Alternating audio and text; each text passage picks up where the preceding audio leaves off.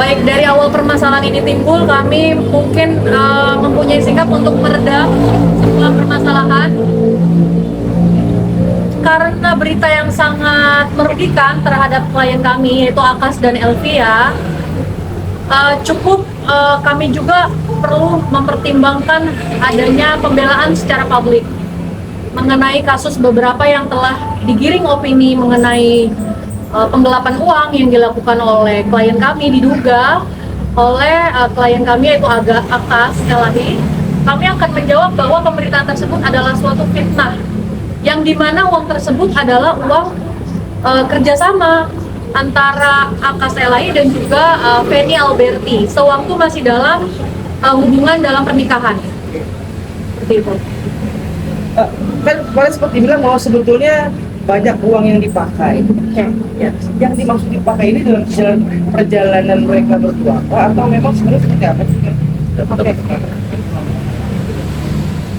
Ya, terima kasih. Jadi perlu kami jelaskan agar tidak simpang siur ya. Jadi sekitar tahun 2023 sampai dengan tahun 2024 ini dalam masa perkawinan antara saudara Akas Elahi dengan Feni. Ya. Mereka bersepakat untuk membuka usaha bersama.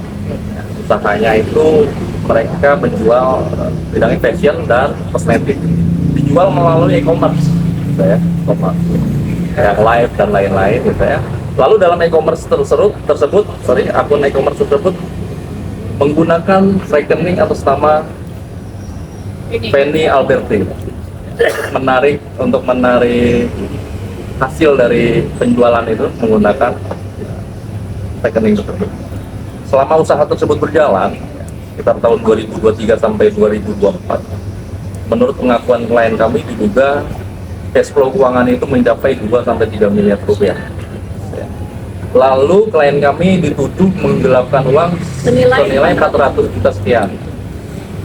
Klien kami menjelaskan bahwa uang tersebut digunakan untuk kepentingan membayar satu supplier barang, operasional, kegiatan, lalu untuk membayar gaji karyawan. Dan itu bisa dibuktikan oleh klien kami dengan hasil-hasil pembayaran tersebut. Lalu kami sampaikan juga kepada saudari Feni melalui kuasa hukumnya di Daren. Kalau kami juga ingin bertanya kembali, kalau dianggap itu atau diduga itu satu penggelapan, maka kami tanya dalam prinsip-prinsip usaha atau kerja bersama itu harusnya menggunakan prinsip-prinsip asas-asas kejujuran, transparansi dan tanggung jawab. Maka kami juga minta tanggung jawabnya kepada saudari Feni untuk membuka semua catatan keuangan selama masa usaha tersebut berjalan, atau kalau perlu kami juga bantu mengirim audit keuangan agar lebih jelas di mana yang dianggap ada dugaan penggelapan atau penipuan tersebut, gitu ya. Jadi selama ini uang itu dikelola oleh saudari Feni yang mengelola uang tersebut melalui rekeningnya. Nah, jadi ini perlu kita jelaskan kepada publik agar lebih jelas dugaan-dugaan itu harus bisa dipertanggungjawabkan. Terlepas masalah uang ini kan pada akhirnya saya berarti kepala masalah anak, bahkan terus disebut sama Feni bahwa Akas itu minta untuk tes DNA. Oke, ya pertama begini bang, biar kita nggak sumir tadi sebetulnya statusnya seperti apa sih bang? Kan sudah ada surat diceraikan secara surat ya tahun 2024 ya, masalah ya. 2024, oke. Ya. Tapi kan sekarang proses itu masuk ke sidang lagi. Ini mau dinaikkan statusnya itu seperti apa ya Pak? Jadi gini, sidang yang berjalan pada hari ini di Pengadilan Agama Jakarta Pusat yang diwakili oleh partner kami adalah upaya tanggung jawab saudara Akas sebagai seorang ayah untuk mendapatkan asal usul anak, hak asal usul anak. Karena nikah ini dilakukan secara siri, maka secara agama maka dia tidak tercatat di dalam pencatatan sipil. Maka perlu dilakukan sidang isbat nikah agar asal usul anak ini jelas dan bisa tercatat di negara, gitu ya. Jadi adalah bentuk tanggung jawab terhadap seorang ayah kepada anaknya agar asal usulnya jelas. Anak ini dilahirkan oleh siapa. Hari ini anak itu hanya bersatu ibu, Anak seorang anak ibu. seorang ibu. Oke. Nah, masa depan anak ini yang perlu kita pikirkan. Ya. Ke depan kami konsen ke sana, kami membela Akas dan Elvia. Terutama kami juga konsen terhadap bagaimana Kelangsungan kelangsungan anak-anak. anak ke depan. Ini yang penting. Seharusnya hal-hal lain kita yang diduga penggelapan dan lain-lain itu seharusnya kita kesampingkan. Tapi kita kedepankan yang hari ini kita sedang lakukan persidangannya, bagaimana ke depan soal anak ini bisa mendapatkan kepastian hukum yang jelas, gitu ya. Karena anak ini perlu pendidikan, ya, yang layak, kesehatan, masa depannya masih panjang. Dan Akas sampai hari ini bertanggung jawab ya, terhadap kelangsungan anaknya ke depan. Namun memang aksesnya agak sulit, tertutup dan lain-lain. Maka kami minta di kesempatan ini kepada saudari Penny, mari duduk bersama, bicarakan semua solusi yang baik, ya, yang terbaik untuk mendapatkan hak dan